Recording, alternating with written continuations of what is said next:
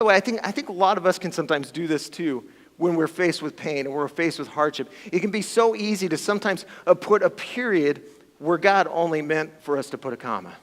We put a period, we think it's done, we think it's over. When God sat there and said, no, this might be a pause. And certainly the death was a big pause, but it was just a pause. It was just a pause. We want to put a period. We want to put an exclamation mark. This is over. It's done with. And we start to kind of move on to how can I cope with this? How can I deal with this? And we fail to believe. We fail to see that, hey, listen, God can still work through this. Through this death, through this hurt, through this pain, he can still do a miracle. He can still bring about life, even through this circumstance. And so it goes on, John 11:38-39 says, Jesus, once more, deeply moved, came to the tomb. It was a cave with a stone laid across the entrance. Take away the stone, he said. But Lord, said Martha, the sister of the dead man, by this time there is a bad odor, for he has been there 4 days. In verse 40, it says, then Jesus said, did I not tell you that if you believe, you will see the glory of God? In verse 41, it says, so they took away the stone. Then Jesus looked up and said, Father, I thank you that you've heard me. I knew that you always hear me, but I said this for the benefit of the people standing here, that they may believe that you sent me. When he had said this, Jesus called out in a loud voice, Lazarus, come out. The dead man came out, his hands and feet wrapped with strips of linen and a cloth around his face. Again, what oftentimes we want to put a period. We want to say it's done, it's over with. Sometimes, a lot of times, God would say, no. What you think is a period, what you think is the end is nothing more than a comma. I can still use this. I can still create a life even out of this thing that feels so final and feels so dead and feels so lost, right? And so kind of to share a little bit, again, through this story, I think, again, kind of gives us a picture of why we struggle to see the end, you're telling me that God can work this out for my good and his glory. I believe that, hey, he who is, we love to sing the songs, Resurrecting King and all that stuff, that God can work through this, God can move this, and he who began a good work means faithful to complete it. And yet, why is it that when we go through the pain, when we go through the loss, when we go through the failure, it can be so easy to kind of get stuck there and to struggle to see it to the end. And I think there's a couple reasons that we see in this story of why we struggle so much to see it to the end. The first thing is this, is that we tend to listen to them instead of him. We tend to listen to them instead of him. We see this in verse 25-27. Jesus said to her, listen, I am the resurrection and the life. The one who believes in me will live even though they die. And whoever lives by believing in me will never die. Do you believe this? Do you believe this? And I love her response here, because this is an incredible statement of faith. In fact, it's the first time in John that someone fully affirms who Jesus really is, his full divinity as the Son of God. Listen to her reply. She says, yes, Lord, she replied, I believe that you are the Messiah, the Son of God who is to come into the world, right? And so, again, pretty amazing statement she makes here. Talk about an incredible sense of faith right there. But notice something happens here right shortly after that in verses 37-39. It says, but some of them could not he who opened the eyes of the blind man have kept this man from dying. In other words, they're saying, hey, if Jesus, hey, you're saying you believe he's the Son of God, but hey, couldn't he have shown up here? Shouldn't he have been here? He could have kept all this from happening, right? And it's from there, Jesus goes on, he's there, and so again, that's sort of them. That's the voices of them over there. And of course, Jesus, as we're going to see, commands her, it's like, take away the stone. And there's significance in that we're going to get to. But before that, you got to understand is what changed. What changed in her level of belief that, listen, God, I believe that you can work through this still. I know that everyone else has written it off. I know everyone else has said it's done with. What changed in her situation? Why did she go from believing, yes, God, I believe, to notice where kind of her statement of hesitation now? Where she's like, well, I don't know about this. And as the story goes on, she's going to sit there and say, yeah, I know you're telling me to take away the stone, but there's an odor. I don't know about this. Why did she have so much hesitation? Why did she all of a sudden have so much doubt? It's because of some of them. Some of them. And listen, you got to know that when pain and when heartache and when tragedy comes, listen, there can be a tendency to find a whole lot of some of thems in our life. What's interesting is that back then, sort of the custom of the day is that when someone would die, is that professional mourners would come to mourn with them. They would basically pay for people to come, and they were like professional pessimists. They'd come and kind of sit with you and grieve with you and cry with you, and in that sense, it was great. But the problem is that they would cry with you, and they would grieve with you, but then they would just leave you there. Eventually there came a time where they left. And listen, I share that with you because I think one of the reasons we struggle sometimes to see to the end, to see this God who is faithful to complete what he began, that listen, regardless of the pain, listen, it's a part of the process, it's not the end of it. It's sometimes the sum of thems in our life. There's some of them that want to come and sit there and kind of pat us on the back and sit there and say, yeah, I feel so bad for you. I'm so sorry for you. Listen, this is, man, I feel for you. I'm glad I'm not you, but I feel for you. They just kind of come and sort of enable us to sort of live in the pain and live in the heartache and live in that season of hurt. And listen, let me be clear on this. I don't want to get this wrong. Listen, there is a time to grieve. I'm not saying that there's not that time, especially when you're talking about loss and talking about death. There is a time and there's a season to grieve. But you got to understand something. The them that's related in here is really a group of people who came and they were sympathetic. And listen, there's a big difference between sympathy and empathy. You need people in your life, especially when you're going through hard times and hurting times and difficult times and going through that process of pain. Hey, listen, you need some people who will empathize with you, not sympathize with you. See, sympathizers, again, they'll be there. They might grieve with you. They might cry with you, but eventually they leave you there. Empathizers, though, are very different. Empathizers, yeah, I grieve with you, I hurt with you, but I refuse to just simply leave you there. I'm going to walk with you until we get through this valley, until we get through this dark time. And listen, you got to have some of those people in your life. You got to have some people who will definitely not sympathize with you, but who will definitely empathize with you. And again, it's always interesting to me. Even when you look at like Jesus, and I've shared this before. I think some of us would really struggle with Jesus as our pastor. Because like Jesus, he wasn't always the most comforting with his words, or even his actions. Can you imagine? Martha, she was pretty frustrated. I think in many ways she kind of saw, Jesus as not just Son of God, but also kind of her pastor, kind of like, Jesus, where were you? Like here, we had this issue. You didn't show up to the hospital. You didn't show up at the time we called. Where were you, Jesus? Jesus wasn't always the most comforting, at least with his words, at least with his actions. And again, it's not that it didn't hurt for them, not that he didn't feel pain for them. In fact, it even says in the story, Jesus wept. But listen, Jesus, rather than provide sympathy, he was all about the empathy.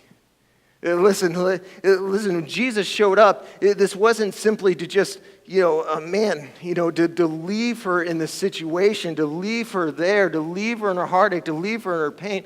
No, Jesus was all about transforming the pain, transforming the heartache, doing a miracle, doing a work in her life. And so that's kind of what we see there. And again, so important that we have some people who speak life into us, who refuse to just let us live sometimes in the pain, live in the heartache, live in the hurt. And I know it's tough because we all want to just retire there sometimes. But you got to have some people who will come into you and challenge you sometimes and speak life into you sometimes, who will encourage you sometimes to roll away the stones in your life to kind of get to the issues.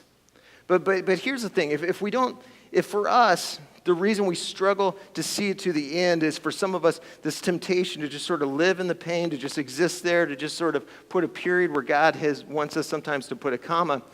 For others of us, we take the other alternative, the other road.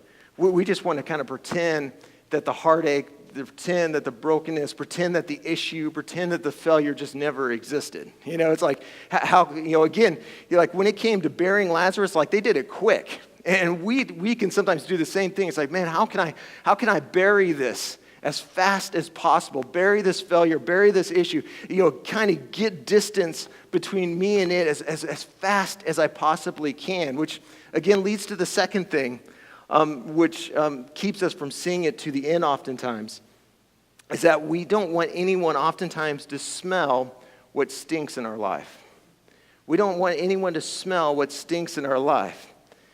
See, for some of us, what keeps us from seeing it to the end, to getting that place where we start to see the purpose, the greater purpose in it, where we start to see the miracle, where we start to experience the healing from even the most tragic, the most hurtful of situations. For some of us, it's not a matter of just living in the brokenness. For some of us, it's the vice versa. We want to try to cover up and pretend like it doesn't really hurt. It wasn't really that big of an issue. Like I've got my act more together than it might actually seem. As I like what it says, check this out, verse 39 through 40. Here's Jesus' instructions to her. He says, "Take away the stone," he said. "But Lord," said Martha, the sister of the dead man, "by this time there's a bad odor, for he has been there 4 days." Then Jesus said, "Did I not tell you that if you believe, you will see the glory of God?" I love that. But Lord, I want you to believe, but I talked with them. I'm just not so sure about this now, right? And she's like, man, again, he's died. I got this dead stuff. And on top of it, there's this odor. And I love this because it really paints a picture of, again, what keeps a lot of us from experiencing, especially healing, God's healing work in our lives, is because of this right here, is we want to just bury the issues, bury the struggle, bury the challenges, cover it up as fast as we possibly can. And part of it is because of, simply put, just pride.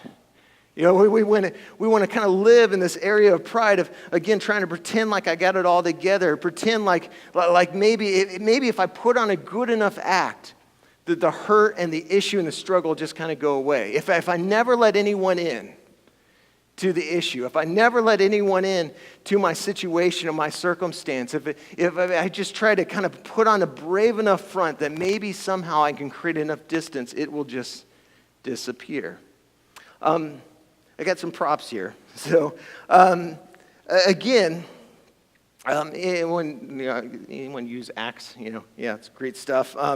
But again, I like this kind of illustration of Axe a little bit, is because, again, what we tend to do oftentimes when there's a stench, when there's odor, when there's any type of death or grief or kind of heartache or failure in our life, there can be this temptation to sort of want to cover it up. Again, it's one thing for you to kind of see beyond my act of having it all together. It's another thing to smell what stinks in my life. And again, so what a lot of times what we'll do is, again, we'll do what Martha and them did. They just kind of covered it up as fast as possible. It's just I don't want anyone to smell what stinks in my life, right? Which right now, some of you guys are really regretting sitting on the front row, bringing back, and if you're like me, it's probably bringing back a lot of memories of middle school gym. You remember middle school gym, for whatever reason in middle school, it seemed like they always scheduled PE first thing in the morning. And so, you're just smelling, you're stinking, you got this odor that's coming out. And so rather than the awkwardness of taking a shower or, doing it the right way, what you would do is you would try to cover it up, right? You'd grab the deodorant and spray it. Oh, man. I don't think Holly's not going to let me ride home with her. So, wow, that is bad. But But I share that because it's funny thing about this is that, sometimes it's the cover-up smell that smells way worse than the actual scent itself.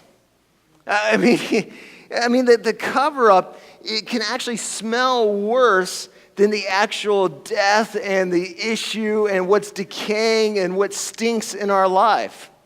And again, that's kind of what we really sort of see through it. See, I think in a spiritual level, a lot of us, we can tend to do the same thing. We tend to think that oh man, I can't open up my life to God. I certainly can't open my life up to others to come in, because if they smelled what stunk in my life, if they smelled what was dying, they smelled the addiction, they smelled the struggle, they would run from me.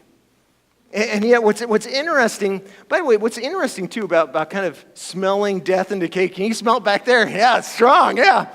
Whoa. Might have to rethink this illustration for tomorrow, but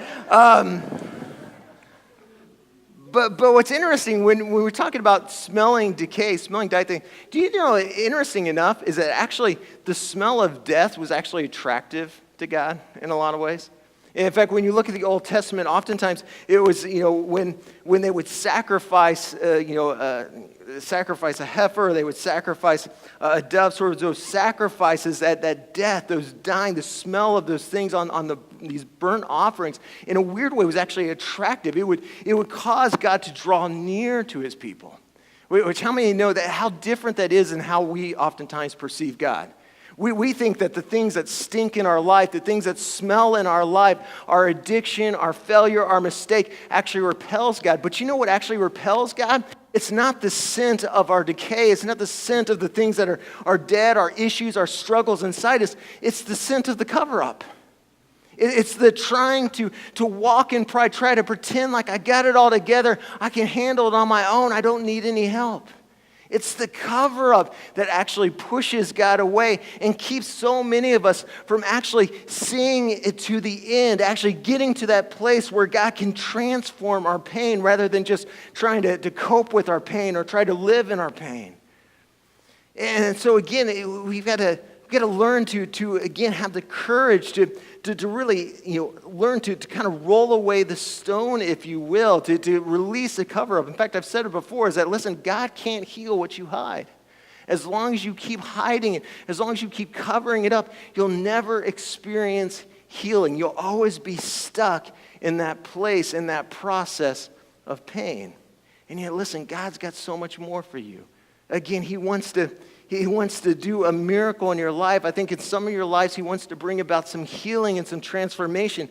But listen, you got to have the courage to roll away the stone. You got to have the courage to let some people in your life, and certainly let God into your life, into the not so great smelling areas even in your life. By the way, that's why small groups are so important. That's why we're constantly encouraging y'all to get involved in small groups. You need to get involved in a group where you don't have to walk in there smelling like Axe. You can walk in there and just be you in all your stinkiness and smelliness. Because again, the cover-up always smells worse than the actual stench itself. Which leads to the third and final thing of why we don't always see it to the end. When it comes to the work, when it comes to the healing, when it comes to the miracle that God wants to bring about oftentimes in our lives, is that we're waiting for God to move before we do. We're waiting for God to move before we do. Verse 41, so they took away the stone. Then Jesus looked up and said, Father, I thank you that you have heard me. It's interesting. The Bible says that the moment he took away the stone, that's when Jesus started to work. That's when Jesus started to pray. That's when the miracle began to happen. But it didn't happen until they first rolled away the stone. See, so often it's interesting. The whole first part of the story is them waiting on Jesus. And yet, how many know that this part, the part right before the miracle actually happens, is actually Jesus waiting on them?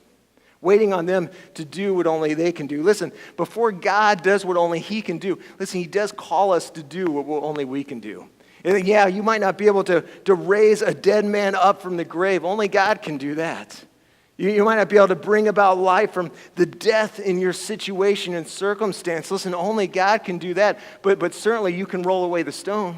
Certainly you can get real with some of the issues and some of the struggles in your life. You can let him in. You can let others in who will sit there and encourage you and challenge you, not just simply console you.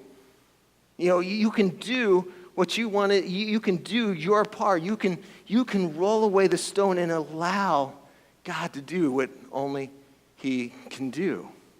But again, you can't just always be living your life waiting on God to do things, because for some of you, again, that's what's keeping you from seeing it to the end.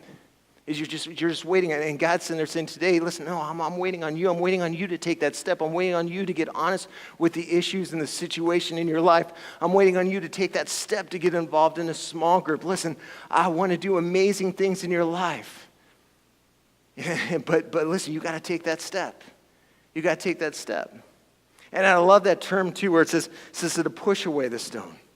To push away the stone. Again, this kind of brings us back to pain, how pain is part of the process, but it's never the end of the process. It is a part of the process.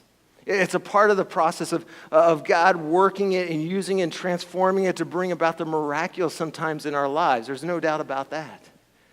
But what I love about it is